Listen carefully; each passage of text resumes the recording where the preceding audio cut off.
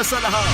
Senate yung magdurule as a body kung magko-convene ba kami o hindi. Constitutional duty nila yon.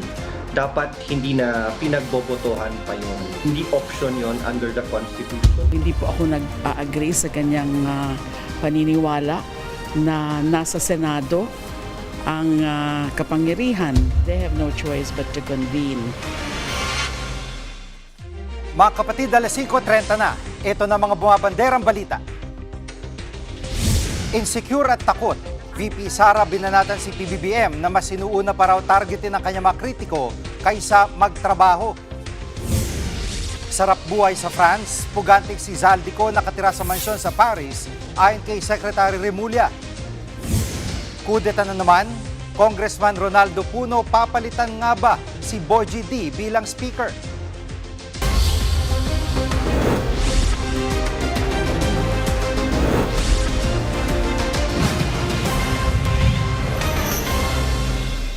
Pumalag ang ilang kongresista sa posibilidad na harangin ng ilang senador ang paglilitis kay Vice President Sara Duterte. Hindi ito malayong mangyari lalo't may mga kaalyadong bise sa Senado.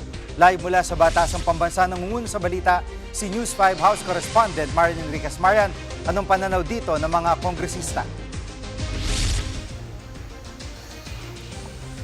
Jiggy, giit ng mga miyembro ng House Justice Committee dapat gampanan ng Senado yung kanilang tungkulin bilang isang impeachment court. Anila yung Senado raw ay walang choice but to convene as an impeachment court. Alinsunod po yan sa saligang batas. Ayon pa nga kay House Senior Deputy Majority Leader Lawrence Defensor, hindi nga raw ito dapat pagbotohan pa.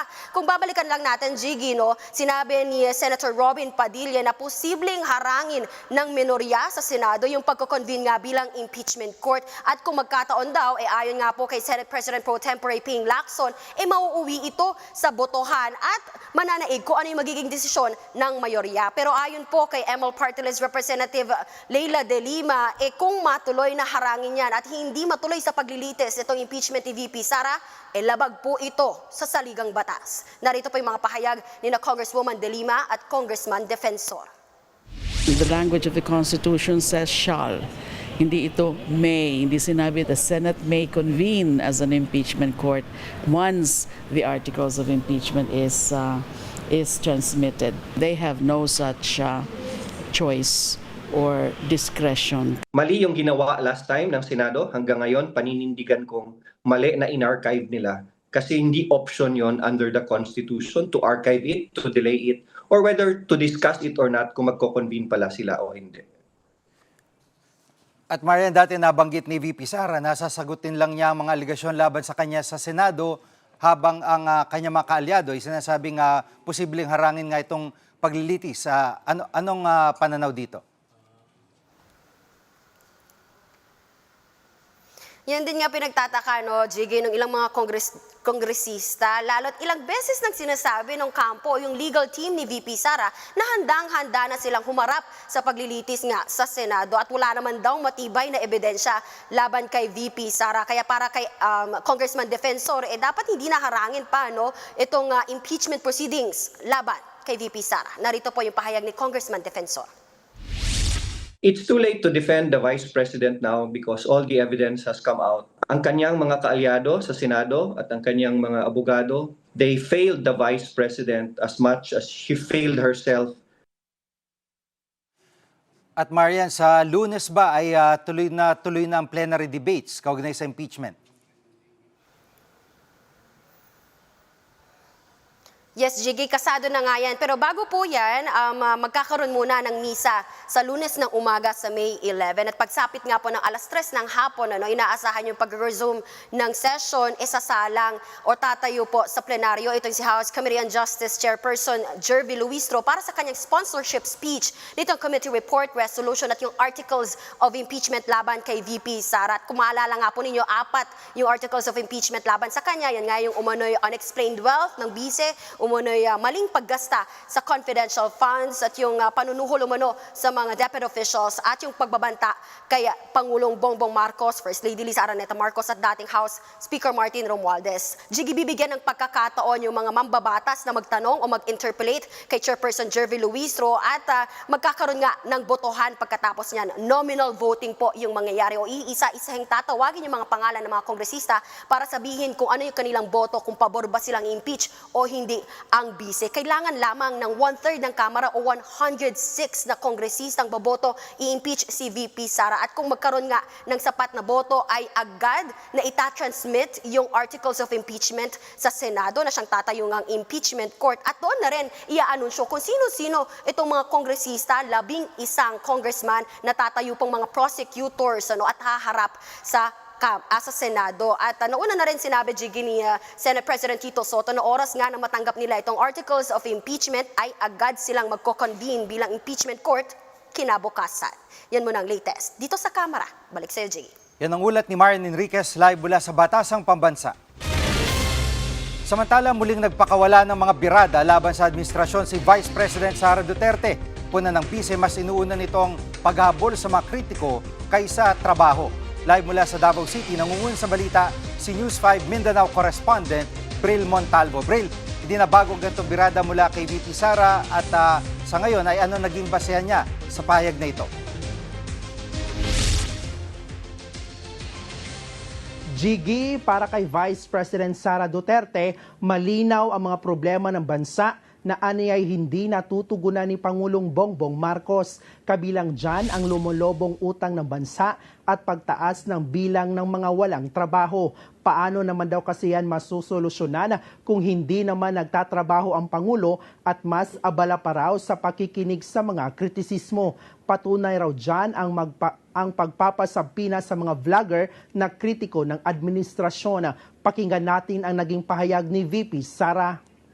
Masyadong sensitive ang mga ganyan na mga tao na apektado sa opinyon ng ordinaryong mamamayan ay sensitive, insecure at takot. Hahabulin mo pa ba yung mga nasa social media, ang dapat na ginagawa mo, tinututukan mo yung trabaho mo. At Bril, ano ang masasabi ng Vice President sa kontra-korupsyon na programa naman ng pamahalaan? Jiggy, may hamon si VP Sara kina Congressman Martin Romualdez at dating Congressman Zaldico na parehong nadadawit sa flood control scandal. Kung talagang gusto raw nilang makamit ang hustisya, dapat nilang sabihin ang katotohanan kaugnay sa anomalya. Kung babalikan natin, Jiggy, inakusuhan ni sina Pangulong Bongbong Marcos at Congressman Romualdez na tumatanggap umano ng kickback sa ilang proyekto. Pero parehong itinanggi ng Palasyo at ni Romualdez ang paratang na yan. Samantala, mabanggit ko na rin, Jiggy, binanatan din ni VP Sara si Palace Press Officer Claire Castro dahil sa mga batikos nito laban sa kanya. Pakinggan natin ang pahayag ni VP Sara. Kapag si Claire Castro ang nagsasalita, huwag niyong pansinin o bigyan ng halaga. At ang problema kasi dyan sa kanyang papansin na ugali, nagdadala siya ng kahihiyan sa ating bansa. At Bril, ano ang sagot ng Malacanang sa mga pahayag ni VP Sara? Jiggy, ayon kay Yusek Castro, halata raw na walang alam ang bise sa mga tinatrabaho ng Pangulo. Aniya, habang nasa Cebu ang Pangulo para sa ASEAN Summit, nagbabakasyon naman sa ibang bansa si VP Sara. Tungkol naman sa lumulobong utang ng bansa, ayon kay Yusek Castro, malaking bahagi nito ay minanalang mula sa Administrasyong Duterte. Samantala, kinwestiyon naman ni Yusek Castro ang kakayahan ni VP Sara na maging Pangulo. Pakinggan natin ang kanyang pahayag. At yun ang nakakaalarma dahil nais niyang maging Pangulo. Pero paano siyang magkakaroon ng tamang pagpapasya? Ni paggamit ng computer ay hindi niya alam. Ang kaya niya lang gawin ay magpukpok ng tao.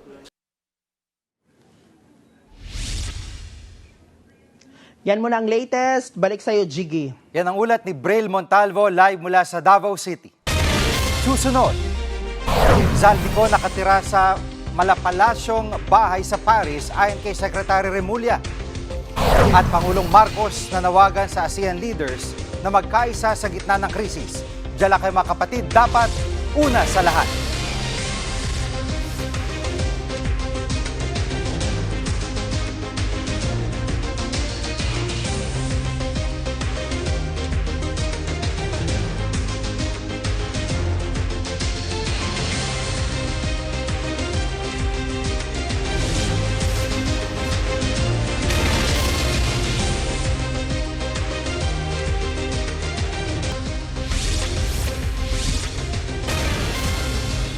Formal nang nagbukas ang ASEAN Summit. Panawagan ni Pangulong Bongbong Marcos sa mga miyembro nitong bansa magkaisa sa gitna ng krisis.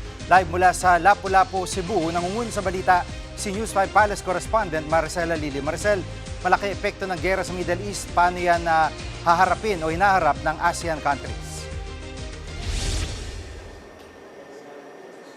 Yes, Jiggy. Yan nga, yung naging sentro ng usapin dito sa 48th ASEAN Leader Summit dito sa Lapu-Lapu, Cebu. Sa opening ceremony pa lamang, kanina dito sa Lapu-Lapu, binigyang diin agad ni Pangulong Bongbong Marcos yung importansya na mapag-usapan ito. Maging doon sa plenary session kanina ng mga leader, ipinahayag nila yung pagkabahala ng ASEAN dahil dun sa patuloy na krisis na nangyayari dyan sa Middle East. Dahil hindi raw maikakaila na dahil sa krisis na nangyayari dyan ay malaki yung epekto noon sa ating rehiyon dito sa ASEAN. Kaya nga daw ang sinasabi ni Pangulong Marcos kanina, 3 puntos talaga yung kanilang tinutukan sa usaping ito. Una ay yung energy security dahil kailangan daw bigyan ng puntos yung pagtutulungan ng 11 bansa sa ASEAN to ensure na meron tayong sapat na supply ng kuryente at ng petrolyo at mabawasan yung ating dependence doon sa mga imported na petrolyo nang sa gayon at saka sa fossil fuels. Dapat ay mabawasan na rin daw yung ating dependence eventually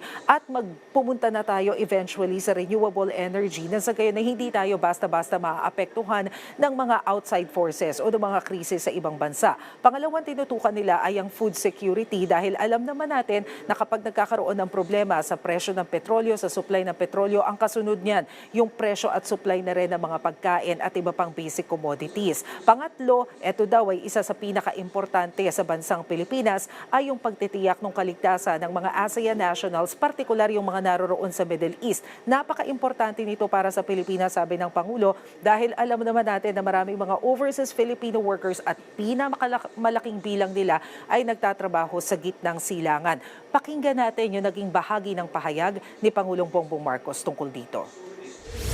We must work together to stabilize food security.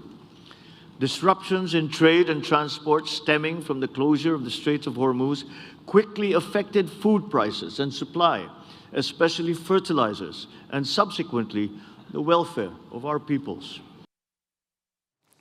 At Maricel, kaugnay sa issue ng agawan ng teritoryo sa South China Sea, ay napag-usapan ba ito?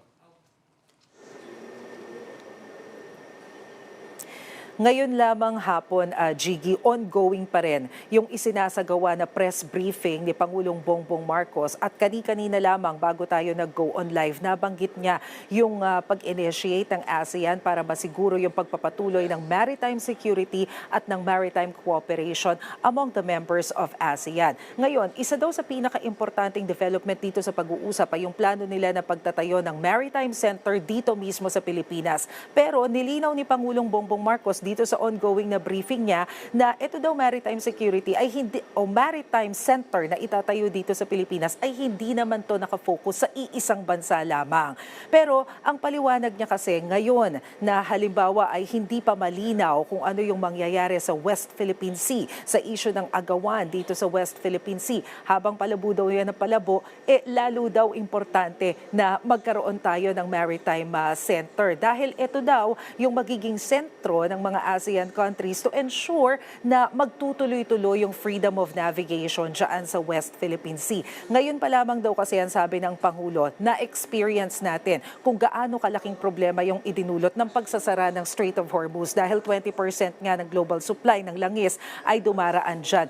Lalo pa raw kapag ka naapektuhan yung West Philippine Sea o yung South China Sea dahil napakalaki daw ng mga kalakalan na nangyayari dito. So to ensure na malayang makakapangalakal, malayang makakapaglayag yung mga nangangailangan dyan sa area na yan, importante na meron ding maritime center na tututok sa usapin. Jiggy. At Maricel, may mga leader ba ang Pangulo na naka-one-on-one na? At anong mga napagkasunduan kung meron na? Jiggy, ngayong araw, inaantabayanan pa natin kung may iaabiso ang Presidential Communications Office kung meron pang iba pang nakatakdang bilateral meeting si Pangulong Bongbong Marcos. Pero kahapon, humarap siya sa Prime Minister ng Vietnam, si Lee Min Hong, kung saan ay nagkaroon sila ng kasunduan para patibayin pa yung rice importation o yung rice trade ng long term sa pagitan ng Pilipinas at ng Vietnam. Bukod dyan, kagabi, nagkaroon ng trilateral meeting si Pangulong Bongbong Marcos kasama naman ang mga heads of state ng Thailand at Cambodia. Alam naman natin na yung Thailand at Cambodia nung nakaraang taon nagkaroon sila ng hidwaan dahil doon sa kanilang border at territory issues. Pero kagabi, siniguro ng Thailand at ng Cambodia na magkakasundo sila para i-explore yung lahat ng mga mechanisms na pwede nang sa gayon ay magkaroon ng peaceful resolution itong pangyayaring ito dahil hindi naman daw nila maikakaila na malaki rin yung problema na dulot kapag hindi maayos at nauuwi sa karahasan yung mga hindi pagkakaunawaan. At ang naging moderator dyan sa pulong na yan ay ang Pilipinas bilang chair ng ASEAN. Jiggy? Yan ang ulat ni Maricel Alili live mula sa Lapu-Lapu City, Cebu. May bagong impormasyon si DILG Secretary John Vic Remulla tungkol sa pugantik si Zaldico. Nakatira daw ang dating kongresista sa malapalasyong bahay nito sa Paris, France. Live mula sa TV5 Media Center, nangungun sa balita si mobile journalist Alexis Ebue. Alexis, saan daw sa Paris nakatira si Zaldico ngayon? Jiggy, nakatira raw nga ngayon sa Champs-Élysées, Paris, France, itong si dating Congressman Zaldico. Mula yan sa impormasyon kanina sa press con ni John Vic Remulla. At tila malaprinsipe daw ang buhay nito dahil sa malamansyong palasyo na to na kanyang tinutuluyan at bilyong-bilyong pisong halaga. Narito ang pahayag ni DILG Secretary John Vic Remulla. He has a house in Champs-Élysées na 10 bedrooms na malapit sa Christian Dior. It's ganito kalaki yung taas yung mga ceiling ng 10 bedrooms. Probably worth maybe $200 million, euros, yung isang bahay na ganun. Tsaka yan, Base sa impormasyon na una natin nakuha, nahuli nga itong si Zaldico sa bansang Czech Republic. At ito yung pinabalik siya sa bansang France matapos magkulang yung mga dokumentong ipapakita. Ayon din sa DFA, meron na daw proseso nag-apply na daw ito ng political asylum. Ayon pa kay Remulla, siya daw nagsabi kay President Bongbong Marcos na na-detain nga itong si Zaldico sa Czech Republic. Matapos nga ang 3 araw, pinakawalan din ng Czech authorities si Zaldico. Jiggy? At Alexis, may update na ba ang DILG dun sa Interpol Red Notice request laban kay Zaldico? Jiggy, hanggang ngayon, wala pa rin ibinababa ang na red notice ang Interpol para kay Zaldico. Ito yung law enforcement agency na para sa iba't ibang bansa para sa pansamantalang arestuhin ng mga individual. At kumpiyansa naman si Remulla na makakakuha sila ng red notice at kumpiyansa rin siya na maiuwi at may babalik natin si Zaldico sa bansa. Pakinggan natin ang pahayag ni DILG Secretary John Vic Remulla. kung pwede lang lumuhod na ako sa harap ng Interpol para makuha yung gagawin ko eh. Kinausap ko na yung Vice President ng Interpol, yung Chairman hindi pa. We're trying our best. At Alexis, anong update tungkol kay Attorney Harry Roque na nag-apply ng asylum dyan sa Austria naman? Jiggy, sabi ni Secretary Remulla, ngayong araw daw malalaman kung ang desisyon sa asylum para kay Harry Roque. Dahil natapos na daw ngayong linggo ang 6 na buwan na proseso para sa kanyang asylum. Sakaling ma-deny, posibleng ma-deport at paalisin sa Europe si Harry Roque. Naharap sa kasong human trafficking, na kaugnay nito ang pogo, na illegal na pogo sa Bamban, Tarlac. Yan munang latest. Balik sa'yo, Jiggy. Yan ang ulat ni Alexis Ebre live mula sa TV5 Media Center. Susunod, Congressman Puno balibalitang papalitan si Speaker D. At sa dokumentado, pagpaparami ng ipis, ginawang negosyo ng isang Batanggenyo. Huwag kay bibitiw, dapat una sa lahat.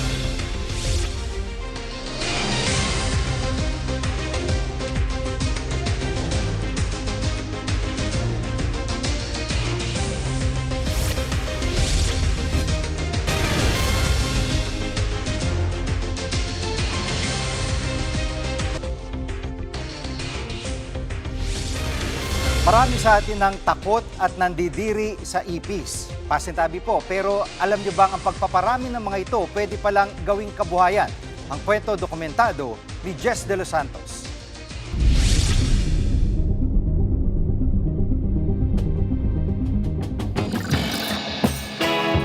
Hindi artista, pero madalas tinitilian. Hindi dahil sa kilig, kundi dahil sa diri. Pero mangilabot ka pa kaya kung ang mga insekto at peste pwede palang maggapang sa'yo sa mas maayos na buhay. Ano bang mga dapat nating asahan ngayon dito? Marami po kayong makikita pagdating sa farm. Sa mga saradong kahon, nagtatago sa mga karton ng itlog ang iba pang gumagapang na alaga ni King. Sige nga, tingnan nga natin. Sige. Wait lang. Okay na ba? Kaya ba? Sige, sir. Sige. Ito na lang, sir. Kailangan lang nating isipin, hindi ito yung normal na ipis, ano? Yes, bahay. sir. Yes. Lumilipad ba to? Hindi naman, sir. Okay. Uy. Yan, sir. Yan, may mga anak na nga, sir. Uy. Ito ang tinatawag na dubya, isang breed ng ipis na galing sa South America. Kaiba sa mga nakikita nating ipis sa bahay, malinis ang mga ito, lalo't gulay at prutas ang kanilang kinakain. Ang pinagkaiba lang, sir, nito dun sa kanina natin pinakita superworms. Ang superworms, mataas ang protein and mataas ang fats. Okay, Ito naman, sir, mataas ang protein, less fats. Mas healthy to. Ibig sabihin kung less fats. Yes, okay. sir, yes. Halos 1,000 ipis ang laman ng bawat kahon. Isang set ng breeder o yung mga babaeng may pattern, kayang ibenta ng 500 sa bawat 80 piraso o isang set. Kaya ko bang hawakan yan? Try, gusto mo, sir? Ano naman siya, clean. Clean naman. Yes, sir. Hindi nangangagat. Hindi naman, sir, hindi naman. Hindi ako makikiliti dyan. Hindi naman, sir. Kahit gano'n lang yun. Oo nga. Parang sila pa yung natatakot sa akin. Ayan na. Ayan. O ha? Ano kayo ngayon? Nakuha ko, di ba? Para naman sa mga ahas, gaya ng ball python, maging sa mga alamid, nariyan ang mga binibreed na dagang kosta ni King. Magkano ang bentahan sa dagang kosta?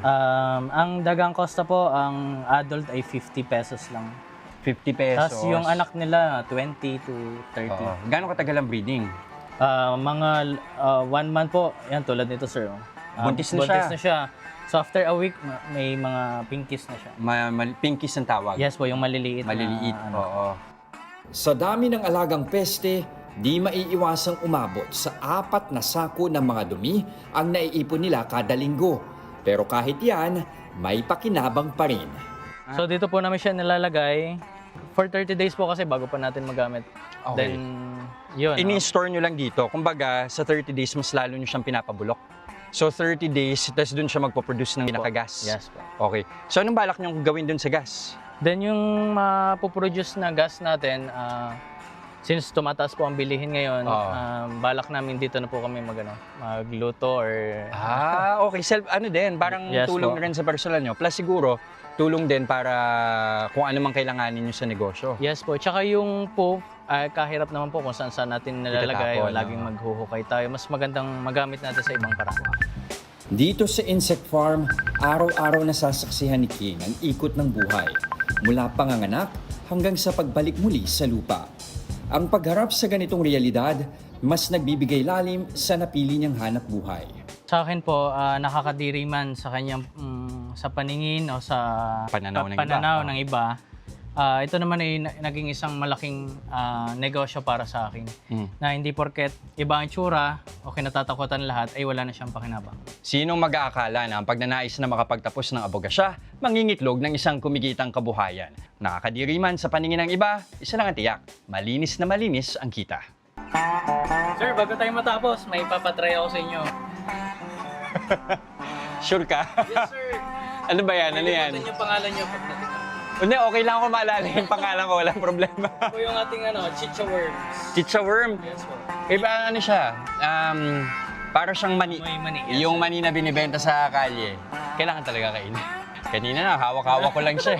Kainin na na. Yes, sir. Sige nga.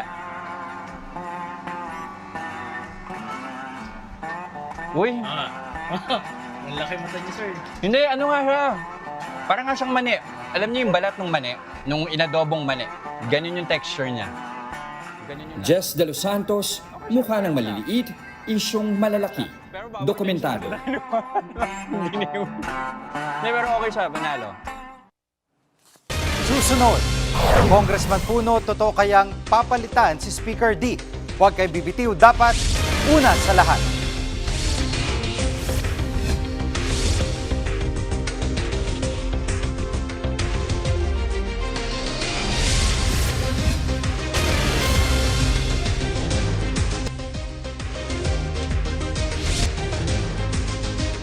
Nanindigan si US President Donald Trump na umiiral pa rin ang ceasefire ng Amerika at Iran. Sa kabila yan ng panibagong palitan ng atake ng dalawang bansa sa Strait of Hormuz. Sinalakay ng Iran ang 3 barko ng US Navy na dumaraan sa Hormuz. Gumanti naman ang Amerika at pinalubog ang mga umataking bangka ng Iran. Sa ngayon, balik na sa normal na sitwasyon sa Strait of Hormuz. Higit 1 buwan nang umiiral ang ceasefire. Wala pa rin napipirmang peace deal ang dalawang bansa. Kapapasok lang na balita, tinanggi ng abogado ni Zaldico na nakatira siya sa mamahaling bahay sa Paris, France. Ayon kay attorney Rui Rondain, walang 10-bedroom house ang kongresista, taliwas sa sinabi ni DILG Secretary John Vic Remulla. Hindi rin daw niya alam kung nasaan si Po ngayon. Itinanggi ni House Deputy Speaker Ronnie Puno na papalitan niya sa pwesto si Speaker Bogie D. Sinabi ni Puno sa programang The Big Story ng One News, hindi niya alam kung saan nanggagaling ang mga haka-haka. Nakatutok lang daw siya sa kanyang tungkulin bilang kongresista at chairman ng National Unity Party. Nitong Marso, binatiko si Puno sa Speaker D dahil sa umano'y mabagal na paglalabas ng pondo para sa mga distrito. I have no interest in anything beyond that. I'm happy just serving the first district of Antipolo. I'm not looking for more work, so I don't really know where all of that is coming from, to be honest. Kami ang inyong mga kapatid sa Balitan at Public Service, dapat una sa lahat. Abangan niyo po ulit kami sa Lunes dito sa TV5, 1PH, RPTV, True TV at 105.9 True FM.